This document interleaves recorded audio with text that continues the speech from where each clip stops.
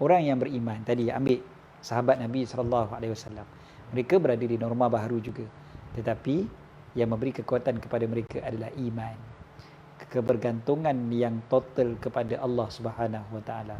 Percaya betul-betul tak ada yang berlaku melainkan apa yang Allah Ta'ala tetapkan untuk kita. Illa ma kataballahu lana. Kan? Tak ada yang berlaku melainkan apa yang Allah Ta'ala dah tetapkan. Hijrah memang akan berpindah daripada satu benda yang kita biasa kepada perkara yang tak biasa. Maka memang namanya norma baru. Ingat tak hadis Nabi SAW? Ada beberapa hadis bila Nabi SAW sebutkan tentang orang yang berhijrah yang sebenar-benar apa dia. Tetapi Nabi SAW sebutkan adalah hadis yang popular, hadis yang diceritakan ataupun menceritakan tentang betapa hijrah tu tidak ada lagi selepas pembukaan kota Mekah. La hijrata ba'dal fathi. Tidak ada hijrah lagi selepas pembukaan kota Mekah. Walakinna jihadun wa niyyah. Akan tetapi yang ada adalah jihad dan juga niat. Nampak dua perkara ni, dua elemen ni sebenarnya yang membantu hijrah tak kira bila. Norma baharu, norma lama, lama kepada baru, dia tetap akan ada dua ni, jihad dan juga niat. Jihad maksudnya berusaha sehabis daya, dan juga niat. Dua benda ni akan bantu kita hijrah sebenarnya. Ini penting sangat, sangat-sangat penting. Jihad maknanya memang susah lah. Kalau tidak, tak namalah jihad kan. Jihad ni mesti benda susah, baru namanya jihad. Kalau senang tak dipanggil jihad. So hijrah memerlukan kepada jihad, dan hijrah memerlukan juga kepada niat. Niat yang salah takkan dapat hijrah. Orang nak berubah jadi lebih baik, berubah daripada baik kepada lebih baik. Niat salah, tak lama. Niat sebab nak orang tengok, tak lama. Niat sebab nak orang puji, tak lama. Kita akan penat sendiri. So kalau nak hijrah, dia perlukan jihad dan diperlukan niat. Okey, dan dua-dua tu kena seiring, dua-dua tu kena selari. Ulama sebut ini menunjukkan hijrah yang sebenar-benar dia memerlukan kepada zahir dan juga batin, luaran dan juga dalam. Zahir yang dipanggil sebagai jihad, usaha sehabis daya. Batin yang dipanggil sebagai niat yang ada dalam hati kita. So kedua-duanya tu kena jalan sekali. InsyaAllah kita akan dapat berhijrah dengan sebenar-benarnya. Okey. Kan ada hadis Nabi SAW, Nabi tanya kepada para sahabat dalam pelbagai riwayat. Ada satu riwayat Nabi SAW tanya, ala ukhbirukum. Satu lagi riwayat Nabi SAW menggunakan perkataan tadruna. Ala ukhbirukum maksudnya, adakah kalian hendak aku bagi tahu kepada kalian. Tadruna maksudnya kalian tahu tak? Tadrun maksudnya kalian, engkau tahu, kalian lah, tadrun kalian tahu, kalian mengerti.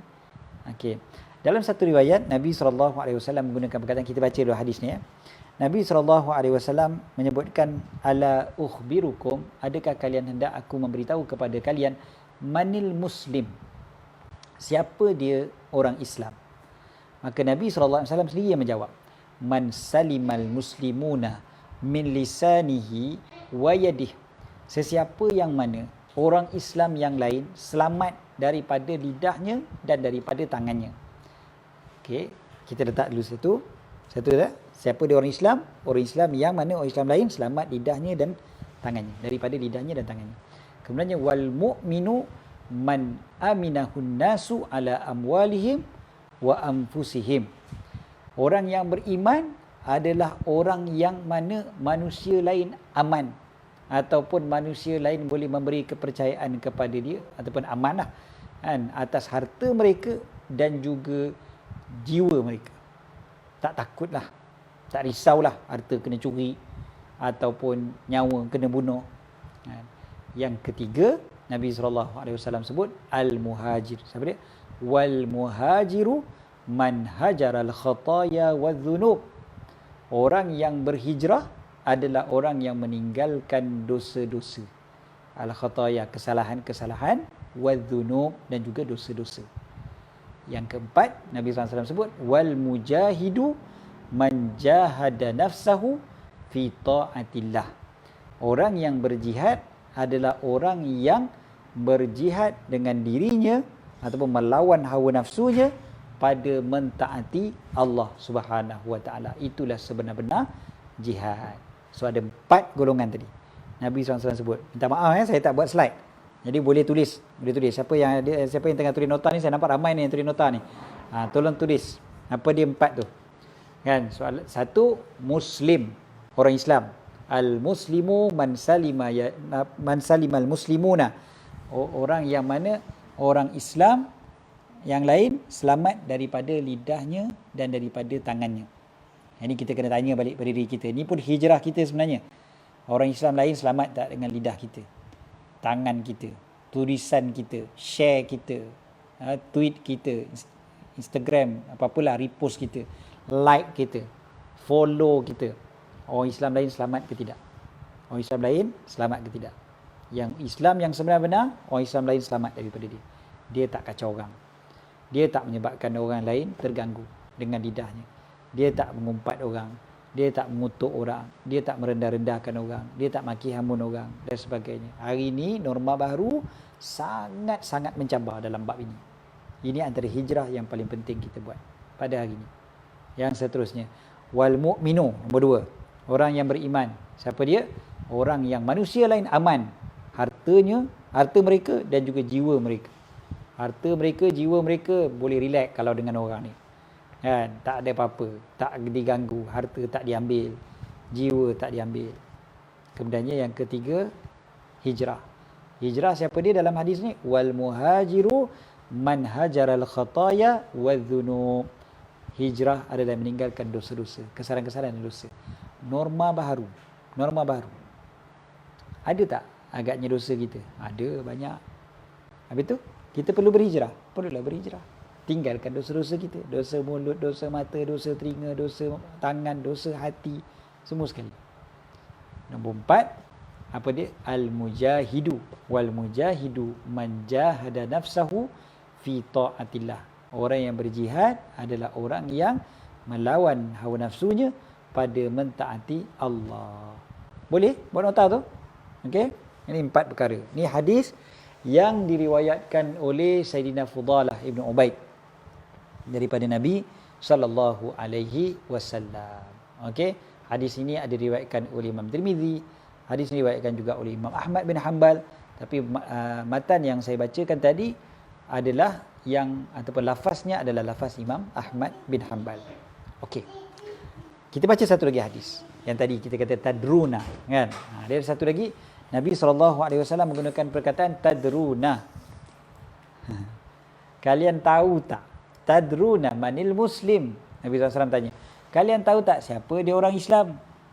Para sahabat dengan akhlak mereka pun jawab, Allahu wa rasuluhu a'lam. Tentulah kan, Allah dan Rasulnya lebih tahu. Walaupun dia orang boleh jawab, kami dah orang Islam, wahai Rasulullah, kami dah orang Islam. Tapi Nabi SAW bila tanya dia orang, tadruna manil muslim, mereka tak jawab, kami orang Islam. Mereka jawab, Allah dan Rasul lebih tahu. Sebab mereka dah boleh faham bahawasanya tentulah Nabi SAW bila tanya macam tu, tak adalah jawapan tu sesimpel tu je. Tak adalah yalah, apa, orang Islam kami lah. Takkanlah Nabi tak tahu benda tu kan. Mestilah ada jawapan yang lain. Kita sambung lagi insya-Allah hadis Nabi SAW. Nabi tanya tadi, atadruna manil muslim? Adakah kalian tahu siapa dia orang Islam? Tadruna manil muslim. Walaupun a kat depan tu tak ada, tapi maksud dia begitulah. Adakah kalian tahu siapa dia orang Islam? Sahabat jawab, Allah wa rasuluhu a'lam. Allah dan Rasulnya lebih mengetahui.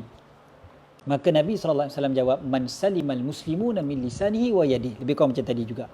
Orang Islam lain selamat daripada lidahnya dan juga tangannya. Kemudiannya Nabi SAW tanya pula, tadruna manil mu'min?